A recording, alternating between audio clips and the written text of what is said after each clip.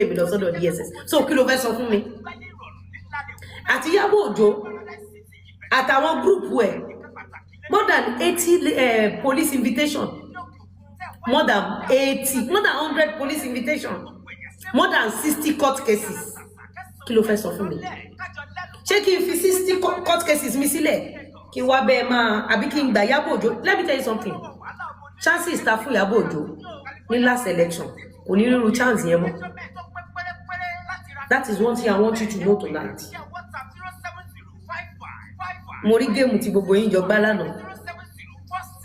Ẹ̀yin tèmi, Lizzy Anjorin ti jáde wá sọ̀rọ̀ nípa bí IYABO Ojo ṣe báyé rẹ̀ jẹ́ àti wípé ó tún sọ̀rọ̀ nípa ìdí tí òun ò ní lè fi settle pẹ̀lú IYABO Ojo láyéláyé, ìdí tí àwọn ò ní lè fi parí ìjà lẹ́rìn àwọn méjèèjì o. Ẹ̀yin tèmi, ẹ jẹ́ ká gbọ́ látẹnu Lizzy Anjorin bí gbogbo ọ̀rọ̀ yìí bí ó ṣe rí láti bẹ̀rẹ̀ pẹ̀pẹ̀ bí ó ṣe explain rẹ̀.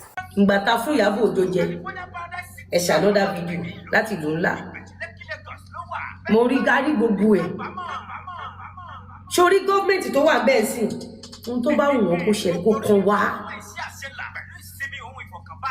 wá chance ta fún IYABO Ojo ní last election kò ní rírú ẹ̀ mọ́ torí pé àwòrán adákẹ́ báyìí àwò IYABO Ojo níran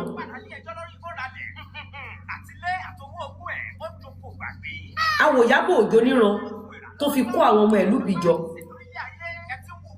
ńgbà tó kó àwọn ọmọ ìlú bí jọ àwọn ọmọ ìlú bí yẹn IYABO Ojo fi obstruct justice Mohbad. Ẹ pàtẹ́wọ́ fún mi tó bá jẹ́ bákan náà IYABO Ojo ò ní rúru opportunity yẹn mọ́ tó máa fi jáde láyé a ní gbarú ẹ̀ mọ́ láyé.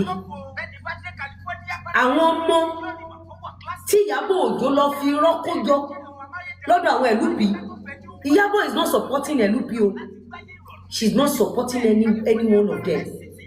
She will collect money from APC, collect money from LUP, collect money from this.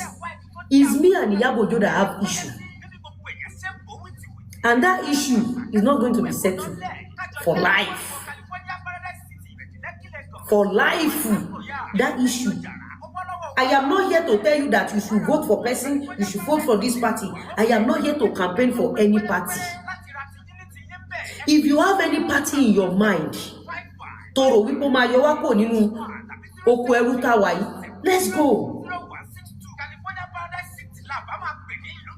But the opportunity ta fún IYABO ní last election, she will never get that opportunity again. Wọ́n filẹ̀ sínú LUP thought IYABO Ojo is working for them, but she was destroying them. She hijacked their WhatsApp group. Gbogbo àwọn ọmọ kéékèèké àwọn ọ̀dọ́ tó yẹ kó wúlò. Àwọn ọmọ yẹn ló kó ló lọ fi ṣe rally, tó lọ fi ṣe protest against Naira Marley. Àwọn ọmọ yẹn ló máa ń kó lọ fi stock àwọn èèyàn. That is not going to happen again. Amen. Powerful. God bless you. Show strength to obey one year. IYABO gbé padà. You are a thief. You are a destroyer. You are a buyer. Ex-convicts near IYABO. Mama to be a wèrè ló yà for good 30 years. You are not fit to talk to Nigerians mentally, physically, financially, in no ramification. Nigerians, everybody that are watching me tonight, I want you to understand my own point. You don't understand? Kò sí ohun tó fẹ́ ṣẹlẹ̀ ní Nàìjíríà láyé yìí tí IYABO Ojo ti fi kan ọ̀tá wa. A lot of cases we don't come online. Let me tell you a story.